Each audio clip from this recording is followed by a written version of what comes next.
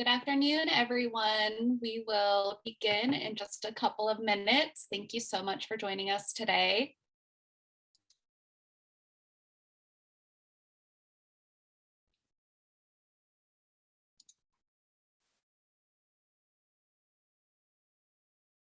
Great. Let's go ahead and get started. Good afternoon. I am Beth Pauley, Program Director for Climate and Energy Project, and your host for today's webinar. Today's webinar concludes a series of workshops funded in part by the Kansas Health Foundation to help prepare Kansans to run for office. We are excited to be partnering with some terrific organizations for this workshop series. We will share a link to view recordings of our past workshops in the chat. Sponsors for the Get Ready and Run for Office series include the KU Institute for Leadership series, the League of Women Voters, Kansas Rural Center, Citizens Climate Lobby, Kansas Interfaith Action, the Mainstream Coalition, and the Voter Network. Let me begin. Just one moment. Okay, great. Let me begin today's event by telling you a little bit more about the Climate and Energy Project, sometimes referred to as CEP. CEP builds resilience in Kansas through equitable clean energy solutions and climate action. Established in 2007, CEP programs address clean energy, climate resilience, climate and energy policy, and civic participation. Initially focused on renewable energy and energy efficiency as economic solutions for Kansas, CEP programs expanded in 2015 to address public health, equity, and justice as critical intersections with climate and energy issues. Climate justice, environmental justice, and racial justice are critical to realizing our vision of a healthy and resilient Kansas. To that end, we support all efforts to alleviate structural inequalities and institutional racism. Using a collaborative approach, CEP connects people, organizations, and ideas, presents science-based facts, facilitates critical thinking and community engagement, and co-creates equitable and productive solutions. Our work drives climate adaptation and reduces risk while increasing community resilience in Kansas. Today's workshop focuses on pathways to civic engagement, and we are excited to have Mary Banwart with us today. Dr. Mary Banwart is an associate professor in the Communication Studies Department and director of the Institute for Leadership Studies. She is also the program director for the Women's Global Leadership Consortium hosted in the ILS. She teaches undergraduate and graduate courses in leadership and communication, as well as political communication. Her primary research focuses on political campaign communication and the influence of gender in political campaigns, with a specific attention directed towards political advertising, campaign websites, and mixed gender debates.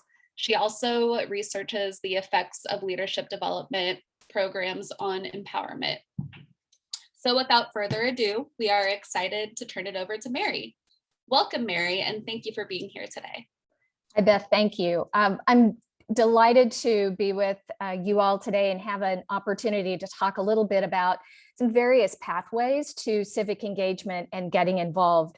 I don't think I know of anyone who has ever said they had an absolutely direct pathway, that it didn't involve some exploration of different possibilities before they perhaps achieved their final goal, which may in many cases be running for office, and we hope that for many of you it is. So we're going to talk about some of the different ways those pathways can be built. So I'm going to go ahead and share my screen, and we'll jump in and get started. I invite you to please keep your chat alive and drop questions into the chat at any time. Beth is going to watch that with me, and so we'll pause about halfway through and answer some of your questions, and then we'll chat for a little bit longer, and we'll plan to leave time at the end for Q&A as well.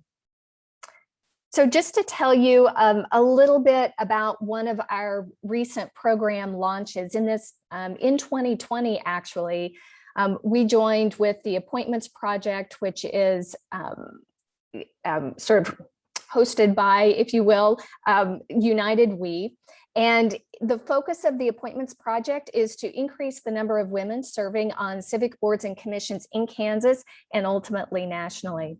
We're also licensed with Ready to Run, the Center for American Women in Politics nonpartisan training program. So in 2020, we launched the Kansas Women's Leadership Series to be able to elevate more women's voices across the state. And because we have a shared belief that increasing the number of women's voices in civic spaces all across Kansas, including politics and civic boards and commissions, will promote equity, opportunity, and economic strength in our state. In December, we launched a 4-month training workshop, which will become an annual event for us.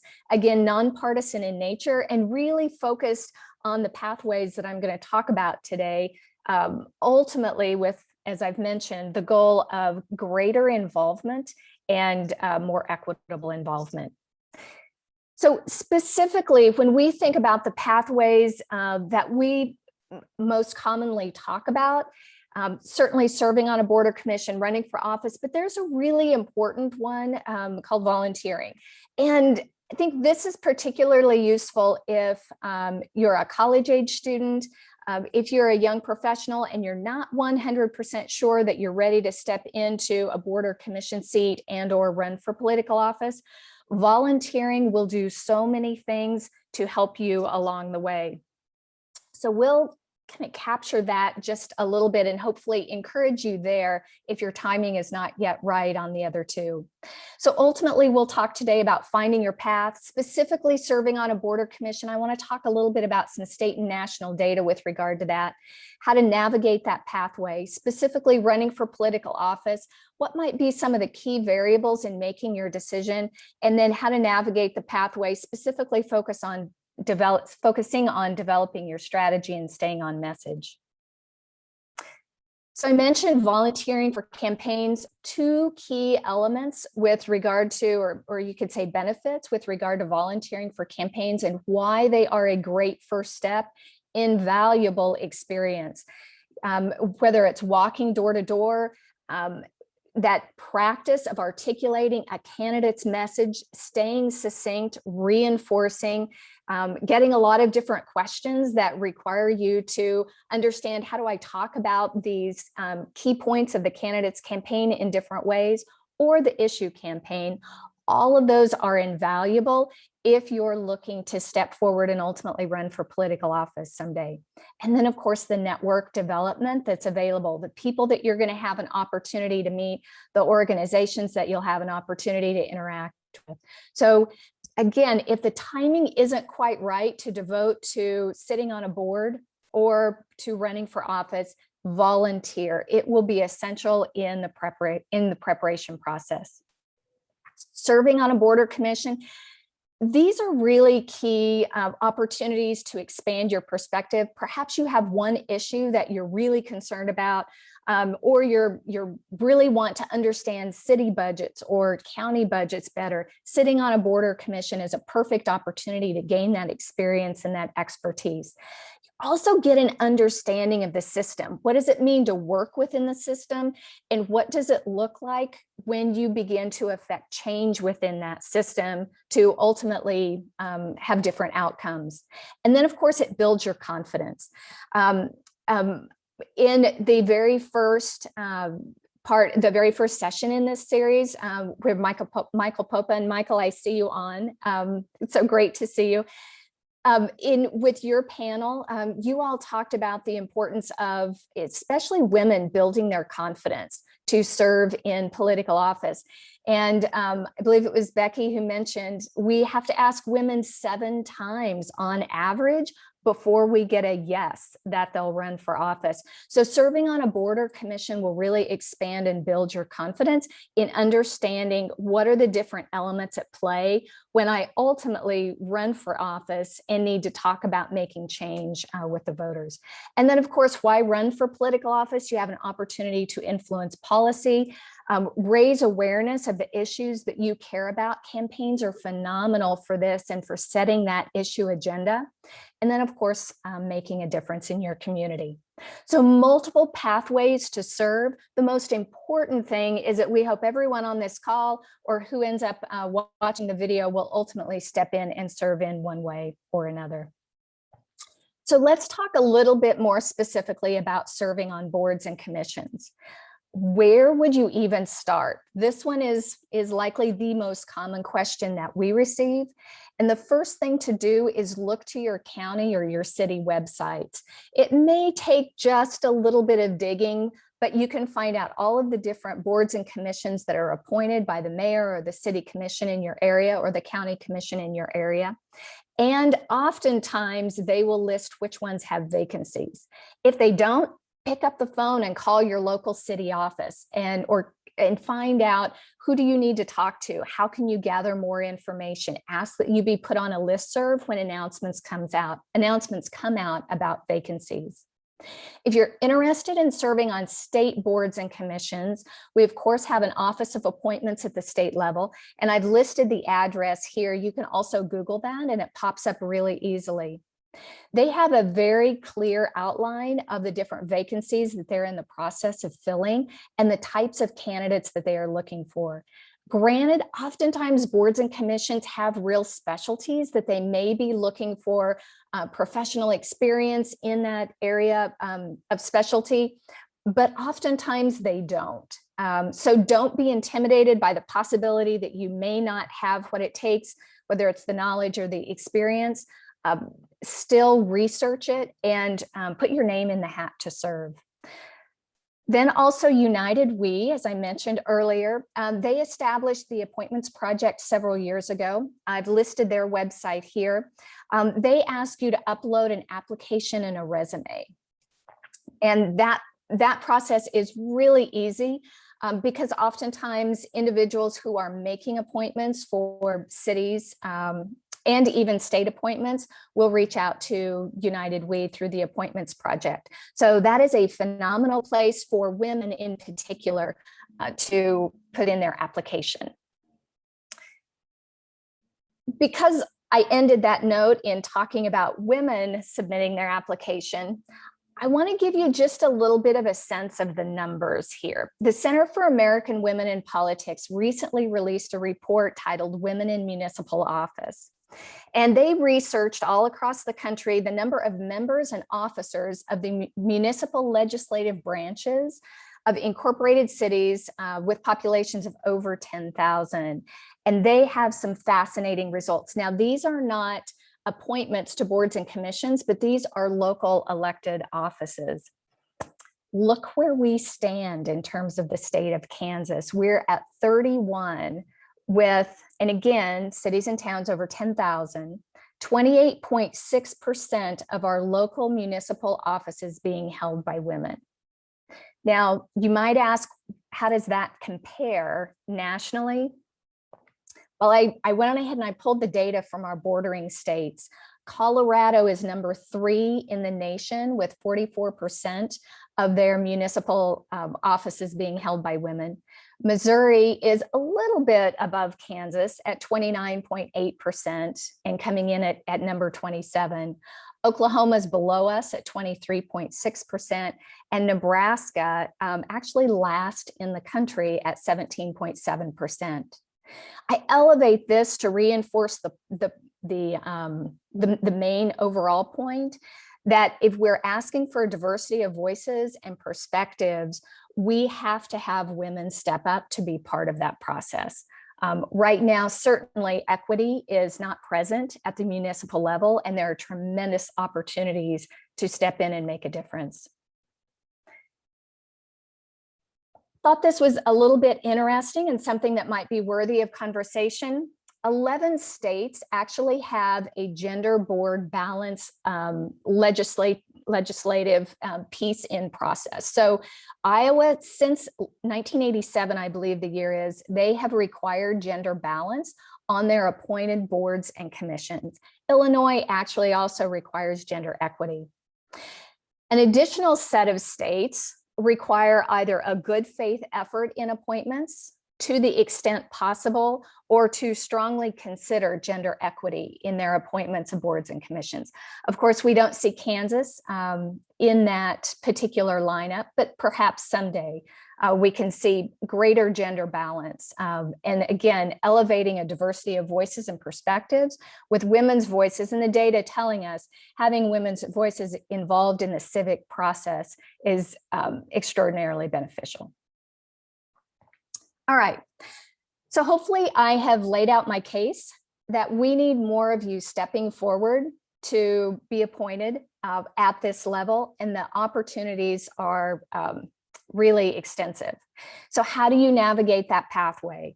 Well, first of all, just jump in and start researching the vacancies at local and state levels on your local boards and commissions, and at the state level on the kinds of boards and commissions you might be interested in serving. Call your local courthouse or city hall for more information. Someone there should be able to, if the process is not clear on the website, they should be able to walk you through it.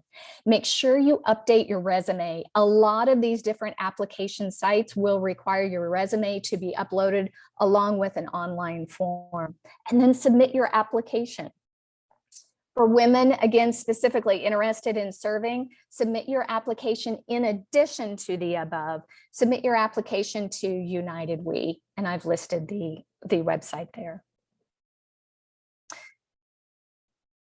In terms of preparing to serve, and again, we realize that even though the opportunities are tremendous and we need more people to step up and be willing to be appointed, there's oftentimes a hesitation because you're not 100% sure of what will be expected of you.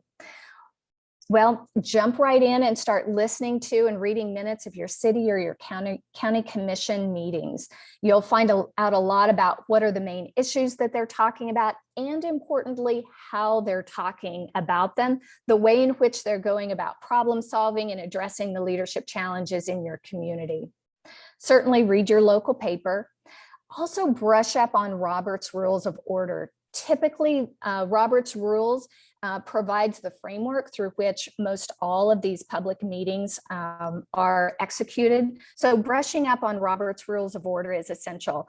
We always offer that, and we'll continue to offer that in our training, for instance, because it also can feel very intimidating, but once you've been exposed to it and you've worked with it some, you'll get the hang of it quickly. Attend a training, whether it's with one of our local organizations who is trying to encourage individuals to run for office here in Kansas, or if it's a national organization that you have an affinity with, or perhaps your own party. Definitely attend a training. There's always great information to learn, and again, it boosts your confidence and it expands your network. And then talk with current and former members of the boards that you're interested in, and even some of the ones you're not interested in. You're going to get a sense again of how problems are dealt with, the ways in which they work to affect change, the barriers that they bump up against, and ways in which you can work through those. So I'm going to pause here just for a moment. I think I've covered quite a bit of material pretty quickly. And Beth, I'm going to ask you, do we have any questions in the chat? Or I would invite anyone to drop any questions into the chat at this point, specifically thinking about boards and commissions. Yes, Mary, we do have a couple. I'll start off with Michael Popas. What are some of the reasons why the average ask is 7 times for women? Primarily, the reason is women are not socialized to run for political office or be engaged civically in the same way that men are socialized in our society. And there's a tremendous amount of both political science and political communication data that points to that consistently time and time again. The other piece, though, is in that socialization, boys are typically socialized to assume that they can take on any sort of role or responsibility or authority. And women typically are not. They're asked to be more quiet and to step back and take a supportive role. So we have to shift that paradigm. And if you want women to run, you've got to ask. It helps build their confidence. Also, women tend to think longer before they finally put their hat in the ring, and they tend to want to know a lot more about the position and the issues before they'll step in and run. So hopefully by the time you get to that number 7, you've had them thinking about it long enough that they've explored all of the different questions that they have, and they're ready to step up. The other piece of that, though, is that we find women don't have the same kinds of civic networks that men naturally have tended to have within the public space. And so the ask and the re-ask and the ask again helps us build out and establish that network. And it encourages the women to ask others about their influence. So she automatically begins to expand her network, and in essence can kind of put together a kitchen cabinet through those 7 asks before she steps in. Great, thank you so much. The second question is actually from me. Good. So if a municipal board has had vacancies for mayor appointments for a while, like let's say the mayor has been serving for a good couple of years and still hasn't appointed anyone, what is a good way to encourage the mayor to fill those vacancies? And I think my first question would be, have you had a conversation to find out why those vacancies aren't filled? One of the things that the Appointments Project in United We is doing a lot of research around is to find out what systems are in place for municipalities to engage the appointments process. And many times they find out there really, frankly, isn't a process. So sometimes it's a matter of just finding out that they haven't executed, they're not sure how to execute, and they're not necessarily sure where to start. At that point, you can put them in contact with, again, organizations that you work with, groups like the Appointments Project, to find out what are next steps and what types of guides are available to start that process. The other, of course, I mean, I think there are probably a lot of other different routes to go with that. Talking to your city commissioners might be another route, asking them to put pressure on the mayor, for instance, to begin to fill the appointments. So I think I think gathering more information to find out why first is really the most important first step. Great, thank you so much. And another question is a pretty simple one from Turner Seals. Are board or commission positions paid? As a general rule, they're not.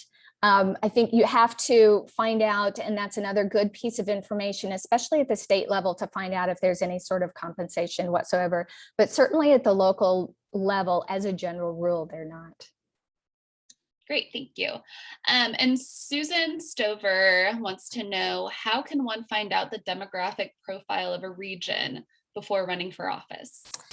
You know, the first thing that comes to mind for me is I do think I would be curious sort of where you've reached out to and who you've reached out to. Oftentimes organizations that you're affiliated with might have access to that data or ways of getting that. I promise this isn't an ad for her, but Stephanie Sharp with Sharp Communications has a great data set that you can tap into that will actually put all of that material together for you as you get ready to run as well. So here in Kansas, we do have some resources available for that. Great, thank you. One last question that came in just now, and then we can kind of move towards the next part is, do you have any idea how many hours per week these board and commission positions take? And that varies by the board or commission. And honestly, sometimes the greater number of vacancies, the less they need and get any work done. So another reason why we need to have those vacancies filled and as quickly as possible when we have new leadership take over. But that, again, it will depend. Lots of times what we've found is that there is an indication on the website that will give you an idea of the time commitment involved. And that's especially true at the state level for state boards and commissions. Great, thank you so much. I think that's all for right now. All right, well, we can always come back to boards and commissions, I promise. But I went ahead and transitioned to running for political office. And Beth mentioned in my bio that I research and study political campaigns. And so I have a very strong affinity for this particular section of our conversation as well. When you run for political office, obviously one of the most important and perhaps what might take the longest, it is ultimately making your decision. And I just want to acknowledge that there are some real technical elements to making your decision, but there are some pretty, I know the Kansas Leadership Center is involved in this series as well, so I'll use their language. There's oftentimes some real adaptive elements to making that decision as well. And one of the first is timing. Depending on what is the case for your professional career, your family, if your children are at a point where you're not ready to be gone more often, especially if you're looking at a position in Topeka, let's say, and you live in North Central Kansas, the timing may not be quite right. But the timing actually also may be really right if your kids are entering school and you want to run for the school board, for instance. So think about your timing really carefully and acknowledge the fact that had someone not very long ago say, my kids are in high school, I'm just not 100% sure I can run for office right now. And that's okay. That's where I would say circle back on that pathway to volunteering or serving on a board or commission if you can't give the time at the moment, and build up that portfolio so when you do get ready to run, you're ready. Something else to keep in mind, and this goes just a little bit to Susan's question, looking at the political landscape, taking a look at those numbers, the demographic numbers, the numbers with regard to turnout, voting, a voting history in terms of who your constituency has voted for throughout several election cycles, especially lately, the context of our elections has differed. And so you want to capture several different election cycles in gathering those numbers together. Also, really try to find out what are the issues that are relevant to the community. You may have a set of issues that you are really passionate about, but there does need to be some ripeness in the community for those issues. And if you really don't care about the ones that are relevant and you're not willing to talk about those, then right now may not be the right time. So how do you find out about relevant issues? Well, you volunteer in the community. You go out and you talk to community leaders and business leaders. And you find out where are where are the stumbling blocks for your community right now? What are people really concerned about? And so where do you need to make progress? And then for challengers, of course, open seats are a completely different scenario, but certainly for challengers, what is the strength of the incumbent? What is it that you hear on the street about the incumbent? Can you find out anything about their voting record, weaknesses there perhaps?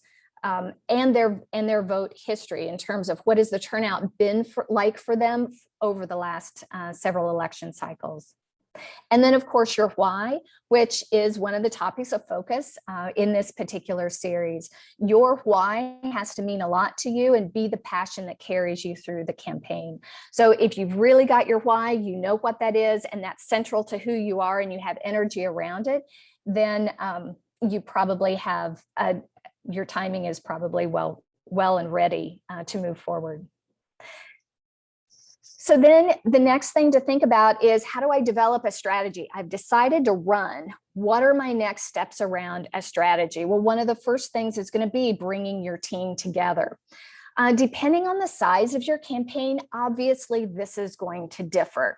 If it's a very, very local campaign, you may not have very many of these people, or they may sort of serve informally in these roles as part of your kitchen cabinet.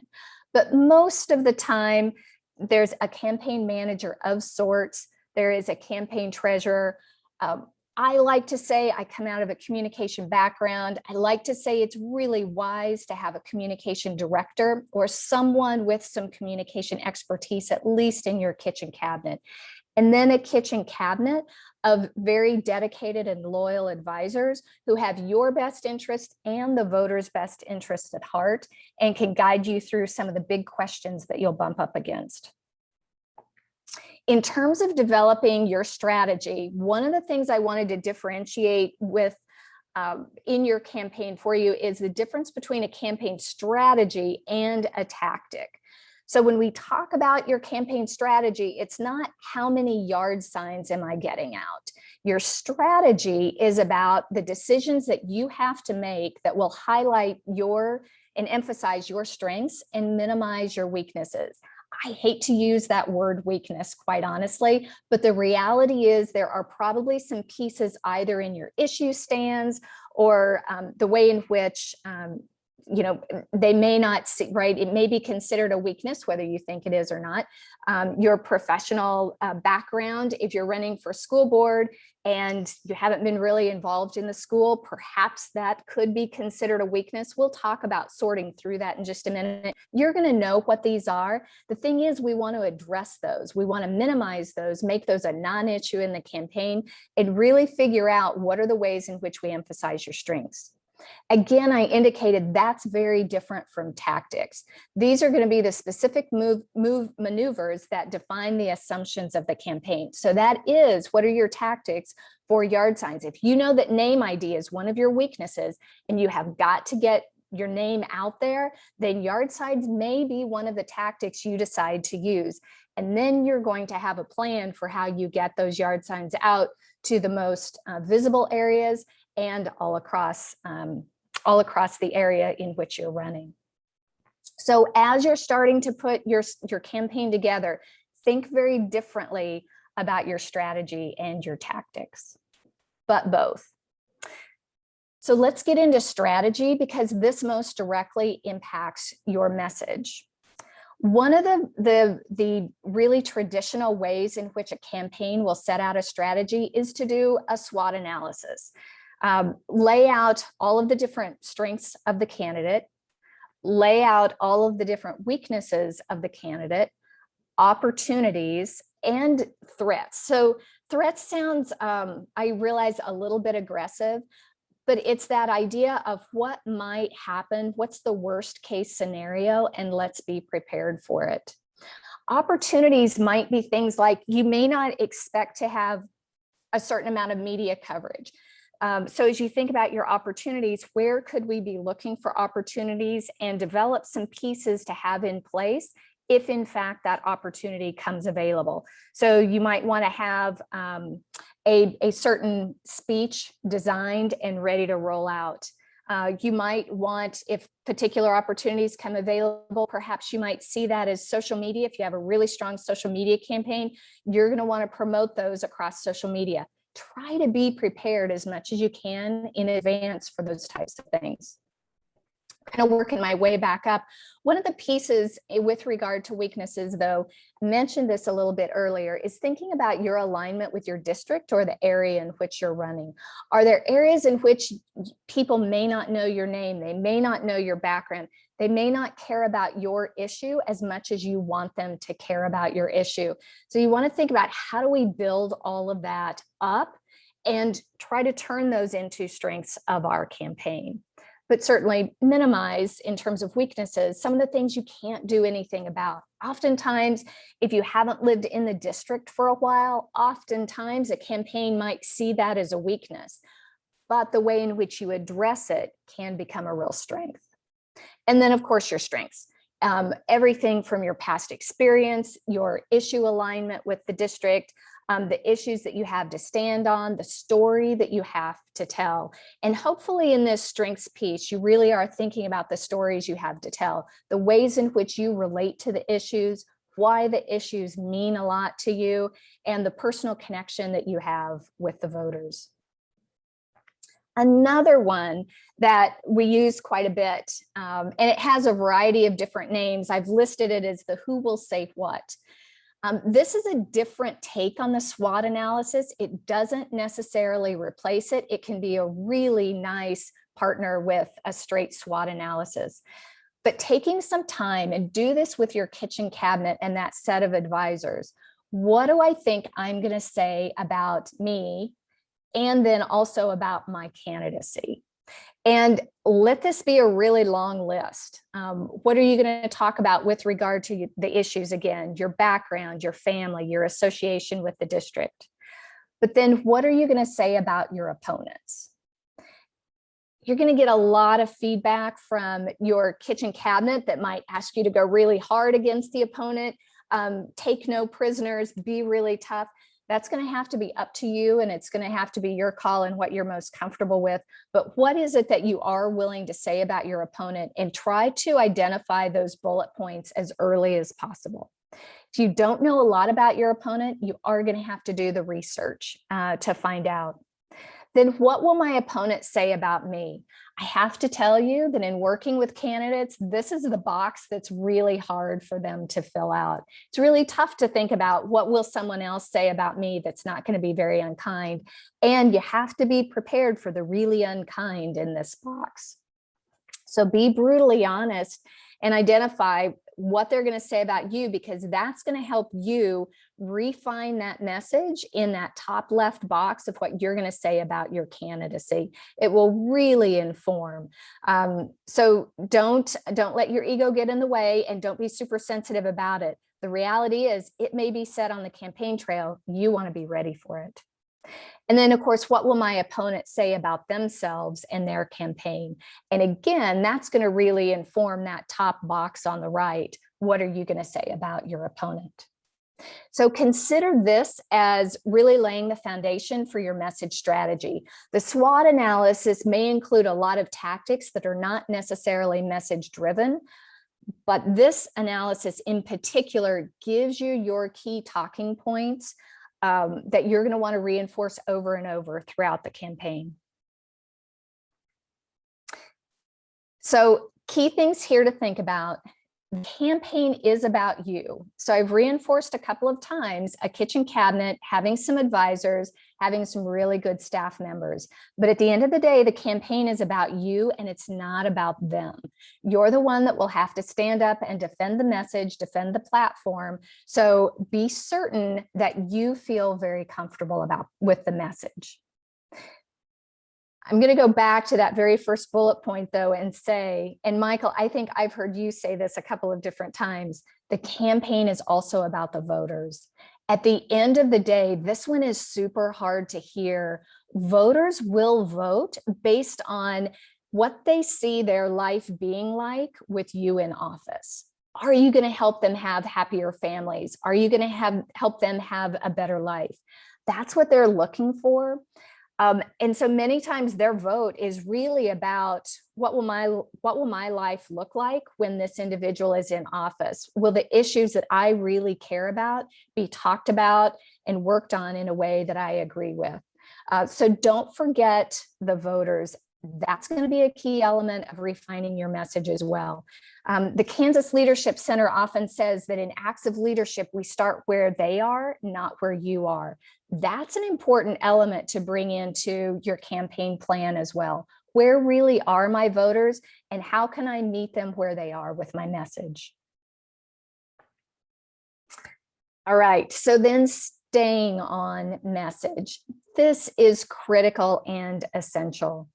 Once you've defined your strategy, stay on message. Will you have to be kind of flexible, and will you have to adapt and shift and change some depending on what happens in that opportunity column or in the threat column?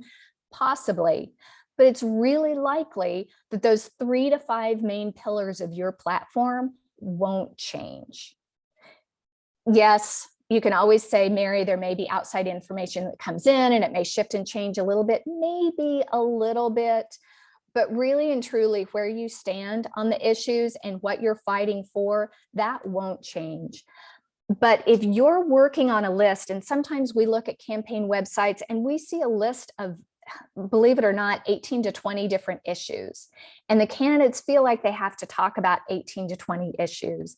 Well, the reality is the voters, we as humans actually can't remember that many main points. And we're not going to remember that where your stand is on those 18 to 20 issues. We don't have that capacity as humans, but we're really good at remembering 3 to 5 key things. And so if you can have 3 to 5 key things that you reinforce over and over and over, you're going to have both name ID sit and message salience. So I have here reinforce and repeat. In all of your speeches, you think about your introduction, being the one thing that probably shifts and changes depending on the situation, who you're talking to, who your audience is. But then the likelihood that you roll right into the first main point you talked about yesterday, the second main point you talked about yesterday, and the third main point that you talked about yesterday should be a rule of thumb for you. Can you include some information in those main points that helps you adapt to the situation at hand? Absolutely. That's the art of a real professional speaker. But you still want to have those 3 main points or 5 main points over and over and over. Rinse, repeat, rinse, repeat, rinse, repeat. In terms of social media, let me back up to the website just for a minute and say, can you have more than 3 to 5 issues on your website? Absolutely. But you shouldn't spend your time always talking about those 3 to 5 issues. Lots of times in our research, we find out that the people most likely to visit websites, candidate websites, are the media and the opponent's supporters. Your supporters will probably go there for reinforcement, but as a general rule, not a lot of independent voters will go to the websites unless it's kind of within that last 2 weeks of the campaign. So it's fine to include, a few more issues on there that really matter to you, but they won't be what you'll be repeating necessarily over and over and over. When it comes to social media, I have a note down here at the bottom. Don't give control to someone else. Too many times we've seen a candidate.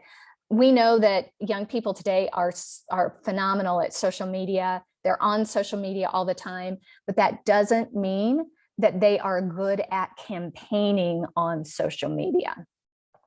Social media is one of those pieces, one of those tactics in a campaign that if you can't do it well, you're not going to want to do it at all.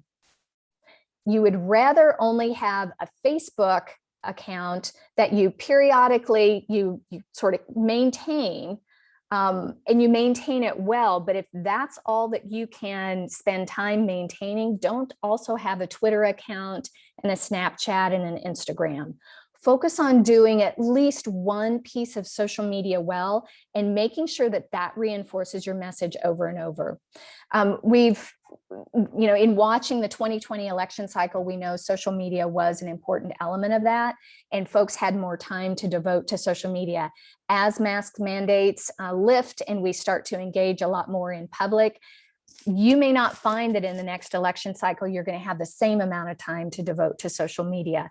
Just make sure that when you do it well.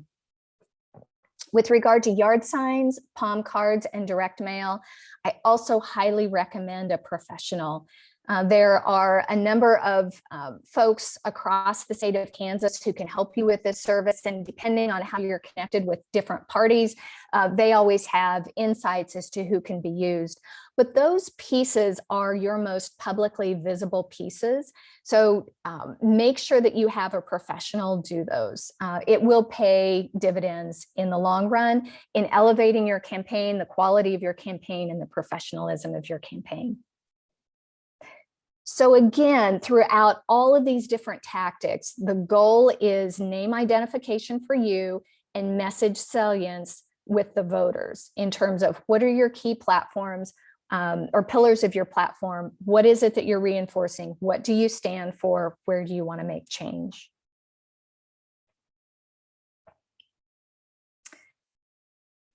So I am ready, Beth, if you are. We can transition to some Q&A and talk a little bit about running for office. And I invite anybody on the call to jump in as well and share some of your ideas. But I just want to leave you with a few reminders. Democracy relies upon and it's fueled by the people who are willing to serve.